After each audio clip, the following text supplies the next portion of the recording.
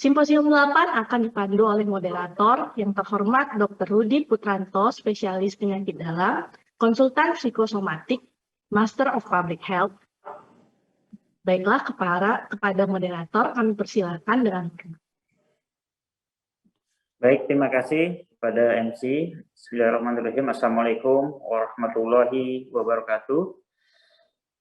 Pertama-tama kami ucapkan terima kasih kepada PBID, kemudian PB Papdi, dan panitia yang telah memberikan kesempatan kepada kami untuk bisa berpartisipasi pada acara Medical Studium General 2002 ini.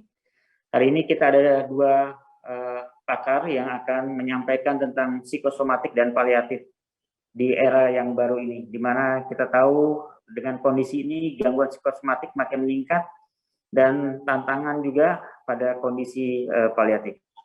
Baik, untuk kedua pembicara tadi sudah disampaikan Dr. Hamzah Satri, spesialis penyakit dalam, konsultan psikosomatik, Master Epidemiologi. Saat ini beliau sebagai Kepala Divisi Psikosomatik Paliatif di FKUI RSCM dan juga Koordinator Pendidikan Subspesialis SP2 FKUI. Dan pembicara kedua nanti ada Dr. Hanida Lubis, spesialis penyakit dalam, konsultan psikosomatik Hinasim dari Departemen dan Divisi Psikosomatik Paliatif Ilmu Penyakit Dalam FK USU Medan. Baik, para pembicara akan diberikan kesempatan kurang lebih 20 menit dan nanti akan diikuti dengan diskusi. Untuk pertama kami persilakan dengan hormat Dr. Hamzah Satri untuk menyampaikan topiknya. Baik, terima kasih Dr. Rudi Putranto sebagai moderator. Bismillahirrahmanirrahim. Assalamualaikum warahmatullahi wabarakatuh. Selamat siang, salam sejahtera buat kita semua. Tentu sekali lagi perkenankan saya mengucapkan terima kasih kepada panitia atas mudah-mudahan terlaksananya acara ini dengan baik. Saya izin untuk melakukan share screen terkait topik yang diberikan kepada saya untuk saya sampaikan pada hari ini, yaitu yang berjudul Psychosomatic Disorder in General Medical Practice atau gangguan psikosomatik pada praktek umum. Hal ini tentu perlu dipahami oleh kita bersama. Saya bersyukur ada simposium virtual PBID Papdi ini terkait Medical Studium Ground 2002. Saya mendapat kesempatan ini. Mudah-mudahan kesempatan ini dapat kita manfaatkan sebaik-baiknya. Apakah suara saya terdengar, Dr. Rudi? Ini mohon maaf, ini belum bisa terbuka lebar. Jelas suaranya, ya, Dr. Silakan. Slide-nya belum bisa terbuka lebar ya. Kita tunggu sebentar. Baik. Sudah terbuka, silakan. Ya, terima kasih. Nah, ini sebetulnya kita perlu tahu itu apa tuh psikosomatik ya. Psikosomatik medicine ini adalah suatu bidang ya, bidang khusus yang terkait masalah-masalah penelitian yang saintifik ya, yang menghubungkan faktor-faktor psikologis, ya, ada faktor psikis dan faktor somatik, sehingga kita sebut sebagai bidang psikosomatik. Dan ada juga kita tentu sering mendengar istilah gangguan psikosomatik. Nah, gangguan psikosomatik ini tentu adalah suatu kondisi yang atau penyakit atau gangguan somatik yang berhubungan dengan faktor psikologis, itu secara mudah ya. Nah, ada juga yang mendefinisikan lebih tajam, lebih dalam ya, tapi pada intinya sama, yang menyatakan bahwa gangguan-gangguan yang ada atau penyakit-penyakit yang ada itu terdapat kontribusi besar dari masalah-masalah psikologis. Dan banyak ahli yang mengakui bahwa kondisi gangguan psikosomatik ini bisa bersifat disfungsi aja, tapi juga ada dimit, struktural dimit ya, bisa terjadi struktural dimit yang apa namanya ini tentu bisa sebagai dalam bentuk berbagai macam penyakit. Kemudian kalau secara sederhana, kalau saya bisa menerjemahkan secara sederhana adalah, atau saya kembali dulu, secara sederhana kita baca gangguan atau penyakit dengan gejala-gejala psikis dan somatik, ya, kita simpulkan ada suatu hubungan erat antara suatu peristiwa psikososial tertentu. Ada stresor ya. Dalam penyakit itu ada stresor, ada sesuatu penyebab, ada sesuatu yang menimbulkan gejala-gejala tersebut. Kemudian dia bisa tanpa kerusakan organ atau disebut sebagai fungsional, ya. Tapi bisa juga ada kerusakan organ yang disebut sebagai gangguan psikosomatik organik. Nah, sebagian besar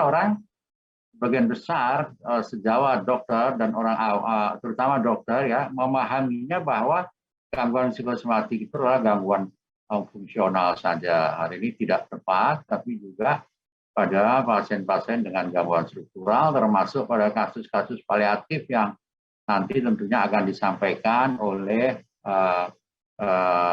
Dokter Wika pada session kedua. Nah, di samping itu juga bisa gangguan psikosomatik ini ya dianggap sebagai suatu bentuk pendekatan ya. Ada yang mendefinisikan psikosomatik medicine ini suatu bentuk pendekatan yang komprehensif interdisiplin ya, terkait yang mengkaitkan khususnya masalah-masalah psikologis dengan asesmen yang mendalam terkait masalah psikologis dengan apa yang didapat. Nah, memang semua ini bisa menjadi definisi daripada psikosomatik yang perlu kita perhatikan. Kita perlu tahu apa itu psikosomatik medicine, apa itu gangguan psikosomatik, ya, atau psikosomatik disorder. Jenisnya ada fungsional, ada struktural, yaitu yang ada kerusakan organ atau tanpa kerusakan organ, dan dia juga bisa sebagai suatu bentuk suatu pendekatan, ya, pendekatan yang tentunya komprehensif, interdisiplin, holistik atau menyeluruh. Kemudian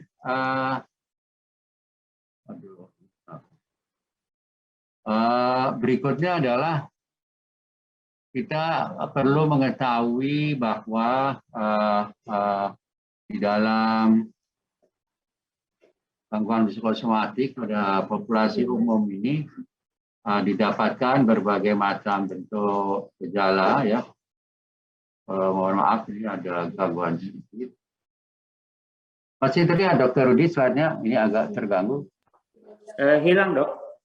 Hilang ya. Coba saya stop, izin stop saya stop dulu share screen-nya ya. Stop share dulu. Ya. Saya akan share ulang.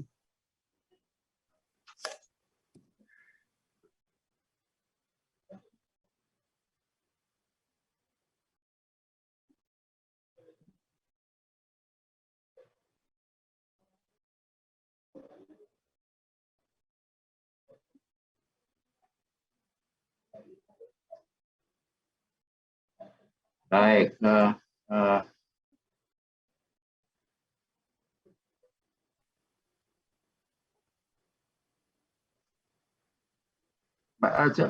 sudah mudah-mudahan bisa terlihat, sudah bisa terlihat Dokter Rudi, mohon maaf.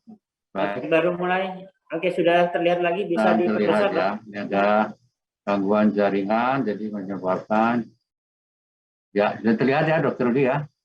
Ya, sudah jelas, Dok. Baik, jadi ini prevalensi hasil penelitian prevalensi gangguan psikosomatik di praktek umum ya sekitar 14%, baik laki-laki maupun wanita kurang lebih sama. Dari penelitian lain juga mendapatkan kurang lebih 15% gangguan psikosomatik ini. Namun pada general internist itu lebih banyak, didapatkan kurang lebih 30%. Tapi di populasi umum yang kurang lebih ini hanya 30% ini, pada populasi umum ini 30% ini, itu ternyata sebetulnya dianggap 15% ini sedikit. Ya. Pada umumnya survei-survei itu underestimate. Itu yang disampaikan oleh ahli psikosomatik. Demikian juga pada anak, ya, pada anak itu sekitar bisa mencapai 20%, terutama pada pasien-pasien dengan penyakit kronik. Ambil kita kurang lebih 15-20% pada populasi umum. Saya kira ini cukup banyak terkait masalah-masalah psikosomatik yang ada pada praktek umum. Kemudian kalau kita lihat bagaimana gangguan ini ya dari hasil penelitian lain yang perlu kita perhatikan adalah dari 40 primary care ya, ada 307 pasien ya. Nah, memang sebagian besar ini pasien-pasien tersebut sampai terdiagnosis sebagai gangguan somatik yang umumnya dilakukan pada dokter umum ya dengan persentase sekitar 5. Sebagian besar sebetulnya dia ada di gangguan psikisnya adalah ansietas dan depresi atau gangguan penyesuaian. Nah, nanti akan kita bahas lebih jauh dalam pendekatan diagnosis. Yang paling penting adalah juga terkait ini ya sebagian besar ya dokter umum atau dokter di layanan primer juga sebetulnya terlibat ya hampir 75% terhadap kasus-kasus psikosomatik. Hanya sekitar 30% yang kemudian akan meninggalkan atau mencari pengobatan lain ke dokter-dokter. Jadi perannya sangat besar di pelayanan primer ini. Kemudian survei kami menunjukkan bahwa sebagian besar kasus-kasus di RSCM yang tentu datang di poliklinik psikosomatik ini dari hasil penelitian kami memang sebagian besar adalah pasien-pasien dengan gangguan psikosomatik fungsional, artinya tidak ada kelainan organ. Dan dari gangguan psikosomatik fungsional ini yang paling banyak adalah gangguan jantung fungsional atau keluhan pada jantung dan keluhan pada ulu hati serta berbagai macam bentuk yang kita sebut sebagai multiple psychosomatic syndrome. Sebagian merupakan gangguan struktural, artinya bersamaan dengan penyakit lain, yaitu juga paling banyak terkait masalah jantung dan masalah gastrointestinal, di samping pada pasien-pasien hipertensi dan pasien-pasien diabetes mellitus.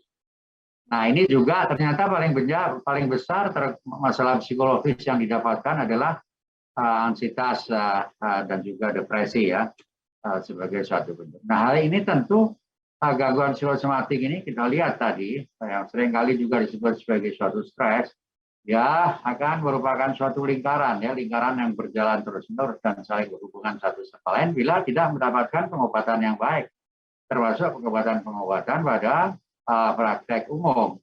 Seperti yang kita lihat ya, dia akan terus berputar kalau tidak akan mendapatkan hasil yang baik. Dimulai dari stresor, baik stresor secara psikis maupun stresor somatik ya, penyakit-penyakit pada organ itu juga bisa merupakan stresor yang terus akan berputar dan saling mempengaruhi sehingga menimbulkan gangguan atau penyakit psikosomatik. Nah, kalau kita lihat, kita bisa simpulkan secara sederhana bahwa sebenarnya dimaksud dengan stresor ini adalah kita bisa anggap sebagai suatu etiologi, ya, penyebab. Nah, stresor ini berbagai macam ahli mengelompokkan. Ada yang mengelompokkan stresor sebagai suatu yang seperti ya, stresor yang spesifik sama yang tidak spesifik. Nah, yang spesifik ya, misalkan suatu yang berjalan seperti refleks, conditional refleks yang dikembangkan oleh Pavlov. Sehingga dia kalau mengingat sesuatu dia akan timbul ansietas, akan timbul kecemasan, akan timbul reaksi-reaksi psikis dan psikosomatik. Ini dianggap suatu bentuk yang spesifik. Atau misalkan stresor-stresor lain yang terkait masalah-masalah sosiokultural ya, masalah keluarga dan mungkin hal-hal yang terkait dengan masalah-masalah kepribadian. Nah, ini hasil penelitian kita pada kira-kira tahun 2000-an ya, yang kita dapatkan juga ya, jadi sama dengan yang ditemukan peneliti-peneliti lain. Jadi stresor yang paling banyak itu adalah pekerjaan, ya, misalnya perkawinan, masalah keluarga, hubungan interpersonal, kemudian lingkungan, masalah keuangan. Ini semua kalau kita lihat adalah suatu kondisi-kondisi yang berada dalam kehidupan kita sehari-hari. Ini perlu kita perhatikan. Mengapa ini perlu tahu dan sesuai dengan hasil penelitian lain? Karena ini sebagai modalitas kita untuk bertanya ya, bertanya bukan stresornya apa, apakah itu stres, tapi justru pertanyaan-pertanyaan sederhana kita akan mengerti masalah-masalah yang didapat pada pasien terkait kehidupan sehari-hari. Mulai dari pekerjaan sampai dengan masalah-masalah keuangan maupun dalam masalah-masalah hubungan dengan teman atau dengan keluarga. Nah ini sebetulnya kami persilakan nanti jawab kalau membaca berbagai macam bentuk stresor yang sebagai modal untuk menanyakan ya, untuk mencari dengan anamnesis yang lengkap terkait etiologi daripada pasien-pasien yang diduga pasien-pasien psikosomatik ya. Mungkin ada bentuk atau kelompok-kelompok pembagian stresor lain.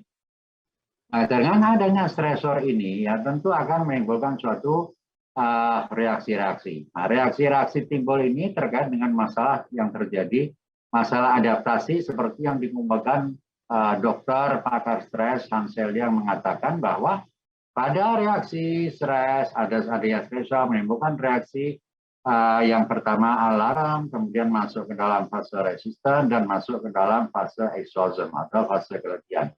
Di fase 1 ini tidak akan terasa apa-apa ya, di fase 1, kemudian di fase 2 ini resisten ini masih terjadi perlawanan, mulai terjadi gejala-gejala ya. Ada pasien yang sudah membutuhkan pertolongan, ada yang tidak, maka pada fase 3 umumnya akan timbul gejala-gejala yang membutuhkan pertolongan. Masalahnya bukan masalah ada gangguan psikosomatik atau tidaknya, tapi masalahnya pada periode adaptasi ini terjadi suatu perubahan-perubahan yang luar biasa. Perubahan-perubahan yang terkait perubahan biokemis, perubahan psikologis, neurologis, imunologis, dan endokrin. Jadi ada proses yang begitu kompleks akibat adanya stresor. Baik pasien jatuh ke arah stres, ke arah distres, atau masih dalam perlawanan under stress, baik timbul gejala psikosomatik atau tidak. Tapi ada suatu reaksi yang sebetulnya reaksi ini akan mempengaruhi tubuh ya, terutama apabila berjalan kronis sehingga tidak tanpa disadarin yang bersangkutan tiba-tiba menderita penyakit jantung koroner. Ya, karena stres sebagai salah satu faktor risiko terjadinya penyakit-penyakit pembuluh darah ya, berbagai atau stroke ya, jantung koroner, stroke dan lain sebagainya. Ini yang perlu menjadi perhatian kita dan perlu mendapat pengobatan seawal. Atau dia terjadi gangguan-gangguan psikosomatik ya, gangguan psikosomatik fungsional yang bisa mengenai semua sistem ya. Kita berbagai macam keluhan yang ada, berbagai macam sistem, dapat memahaminya mungkin dengan baik, atau dia sudah terjadi masalah-masalah struktural seperti yang tadi disampaikan dari hasil penelitian kami, yang seringkali pada disebut ya pada kedokteran umum disebut sebagai komorbiditas. Nah, yang paling banyak kembali ya kardiologis, masalah kardiologis dan masalah gastroenterologis. Itu ada prinsipnya gangguan struktural ini atau gangguan organik bisa terkena pada semua sistem. 5 menit lagi. Nah, reaksi-reaksi yang terjadi ya, terjadi penurunan imunitas ya.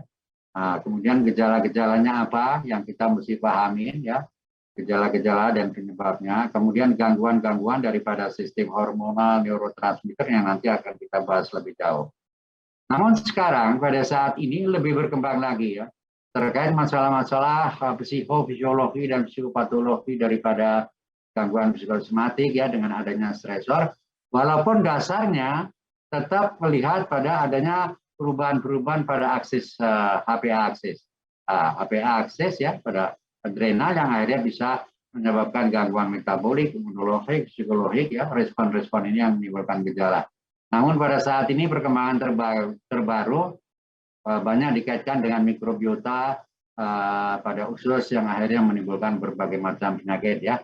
Di samping adanya brain heart axis ya, brain gut axis ya, brain kidney axis dan lain sebagainya. Jadi semuanya semua tubuh dalam tubuh kita supaya berhubungan dengan masalah psikologis yang berpusat di cerebral.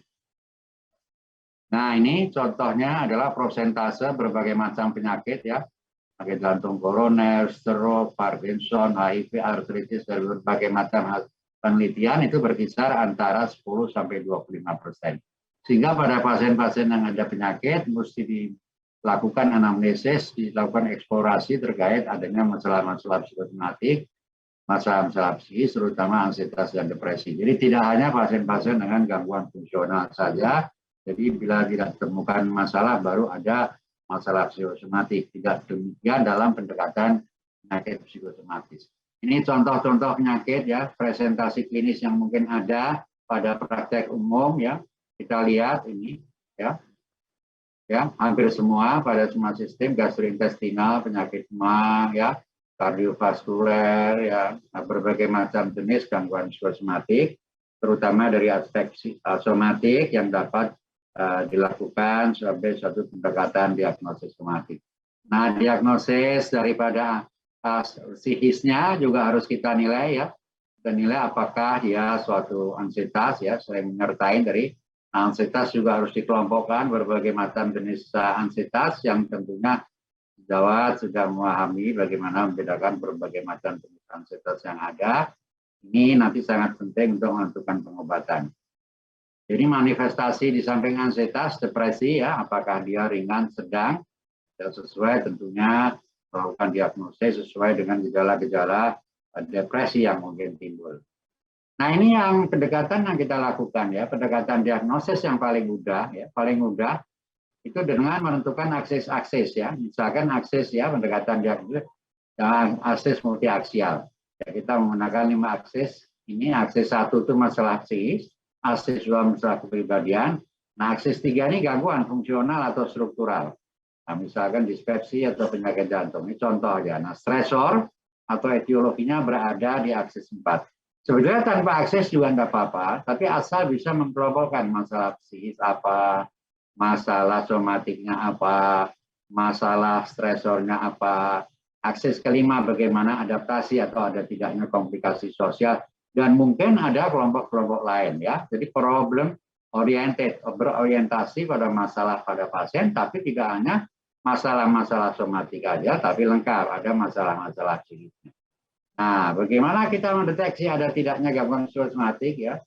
Nah, ini biasanya itu datangnya dengan masalah keluhan-keluhan somatik ya, keluhan-keluhan somatik. Namun akan seringkali pasien-pasien tersebut diiringi dengan masalah-masalah psikologis ya, mudah marah atau irritable ya, atau dia ada cemas, gampang depresi ya. Dan biasanya dia seringkali datang ke dokter ya, berobat ke dokter tanpa ditemukan ada suatu kelainan untuk pasien dengan gangguan psikosomatik fungsional. Dan ada ciri-ciri tersebut juga bisa mengarahkan kita kepada pasien dengan masalah gangguan psikosomatik. Nah, kalau kita sudah tahu, kita sudah melakukan diagnosis secara problem oriented yang berkaitan dengan masalah, tentu kita harus melakukan pengobatan ya. Nah, pengobatan tadi sudah disebutkan dalam penelitian ya, penelitian pada dokter layanan primer ya yang melakukan pengobatan, dia melakukan pengobatan juga dengan lengkap ya. Melakukan pengobatan juga dengan lengkap. Nah, pengobatannya yaitu meliputi semua aspek, yaitu mengobati simptom ya. Nah, ini simptom from any system affected. Jadi simptomnya apa, diagnosis somatiknya apa, kemudian juga diagnosis fisiknya apa. Sehingga banyak menggunakan pengobatan simptom, bisa menggunakan minor tranquilizer ya di awal-awal ya. Bisa juga kemudian dikombinasi dengan autonomic blocker ya, karena ini berkaitan dengan patologi tadi adanya suatu gangguan otonom ya, terutama pada pasien dengan multiple psychosomatic syndrome. Bisa menggunakan beta blocker. Nah, ketika obat ini sebenarnya kalau ringan sudah bisa memberikan hal yang baik. Tapi kalau stresornya tidak diatasi, maka tidak akan memberikan perbaikan yang menyeluruh, tapi akan menjadi suatu bentuk kasus psikosomatik kronik atau berulang. Untuk itu perlu dilakukan psikoterapi ya, berbagai macam jenis psikoterapi ya.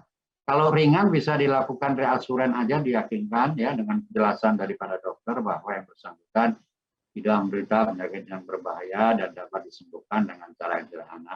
Atau dilakukan bentuk-bentuk psikoterapi lain, yaitu misalkan sistemik desensitasi atau CBT, behavioral psikoterapi atau biofeedback atau bentuk-bentuk lain mungkin yang bisa dikonsultasikan dengan ahli yang terkait psikoterapi ini.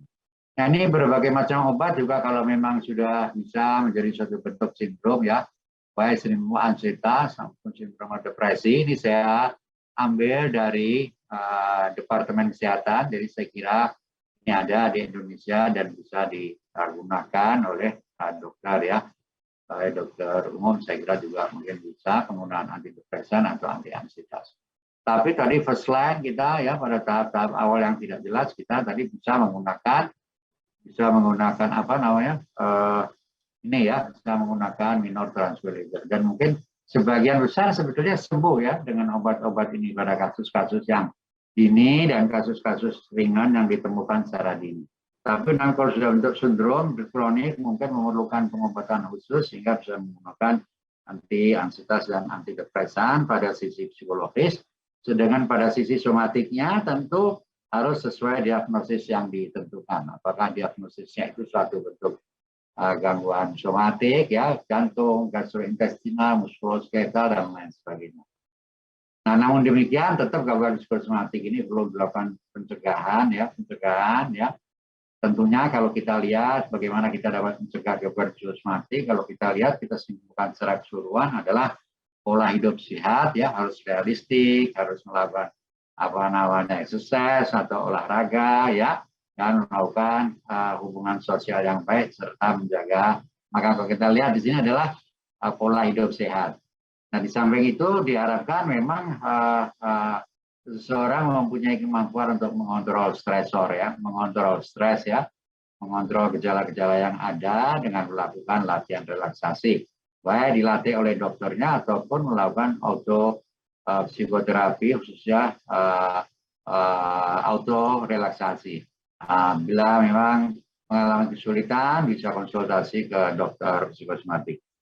Demikian secara keseluruhan yang slide saya yang terakhir. Pada prinsipnya gangguan psikosomatik pada general practice itu banyak, ya, mencapai 20%, ya, mencapai 15 sampai 20%. Kalau kita lihat tadi belum semuanya tertangani dengan baik, dan gangguan psikosomatik ini sebetulnya juga bisa dicegah, ya, bisa dicegah termasuk di layanan primer dengan menghindari expose yang ada, dan kalau sudah terjadi penyakit tentu dapat dilakukan pengobatan agar outcome-nya menjadi bagus, ya. Jadi outcome termasuk kalau bisa sudah tidak di layanan di general practice ini sudah bisa terselesaikan dengan baik. Demikian kira yang bisa saya sampaikan. Mungkin nanti kalau ada hal yang kurang jelas bisa dipertanyakan dalam diskusi. Saya kira ini akhir slide saya. Saya ucapkan terima kasih